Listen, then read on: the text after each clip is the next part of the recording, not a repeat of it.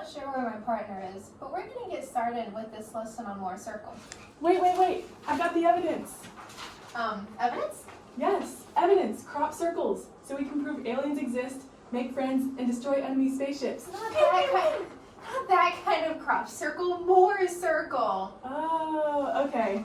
Let's get down to business. Okay, well, Mohr circle is a representation of the plane stress on a material. So Mohr circle is a way for us to stress out UFO passengers? No, not quite. I'm just kidding. It's a way to examine stress. But why do we need to examine shear stress, and what does this have to do with soils? Well, when you put a foundation on top of soil, the soil particles have to support that foundation. If the foundation is too heavy, the soil deforms beyond its capacity and fails. When the soil fails, the foundation fails. Geotechnical engineers analyze the soil to find its shear strength. That is, the max load that a soil can support. Oh, okay, I see. So it's kind of like when I go to the beach and there's sand and I step on it and then the sand scrunches a little bit? Exactly. Okay, cool. So now I can destroy enemy UFOs like Harrelson. Erg. Okay, so tell me, how can I make my enemy UFOs crumble? Well, are you ready to perform some calculations? Yes, let's do it. Okay, so to skin a Mohr circle, we have to get data from lab tests. You can either use a triaxial test or a direct shear test. For this example, we're going to use data from 2 triaxial tests on a sample of soil. In this example, does the horizontal pressure come from the test cylinder and the vertical pressure come from the load? Exactly. So the vertical pressure is both the load and the confining pressure. Oh, that makes sense. Now let's get the circle plotted. Why are Mohr circles a circle? It keeps reminding me of my UFO collection.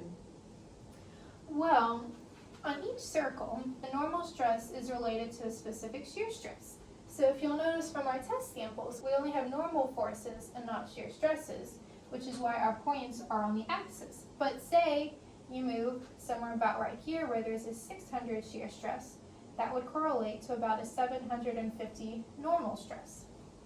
Okay. So how do we actually use these circles? I need to know so I can make the soil fail under my enemy spaceships. Well, to figure that out, we need the Mohr Coulomb failure envelope. In this example, this line right here is the Mohr Coulomb failure envelope. This line gives us a lot of information. Like when the soil will fail? Yes.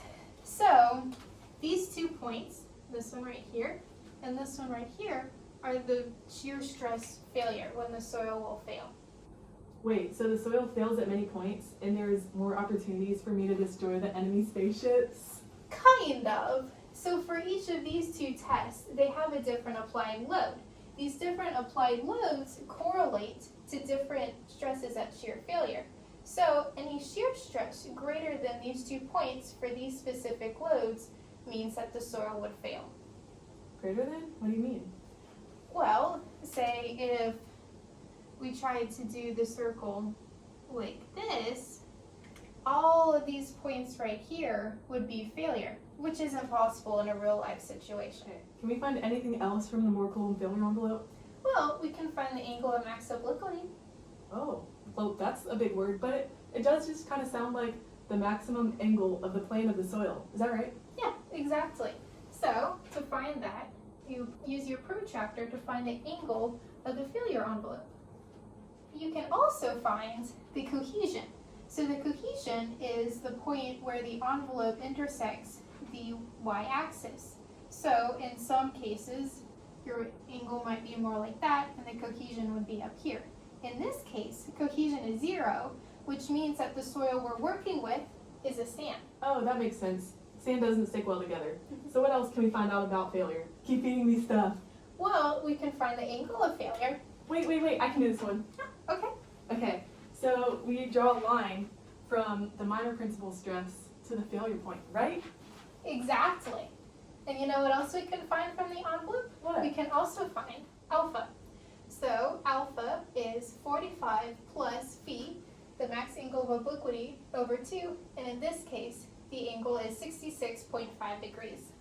Wow, that is all I need to know. Let me go get these enemies! You might need to find them first.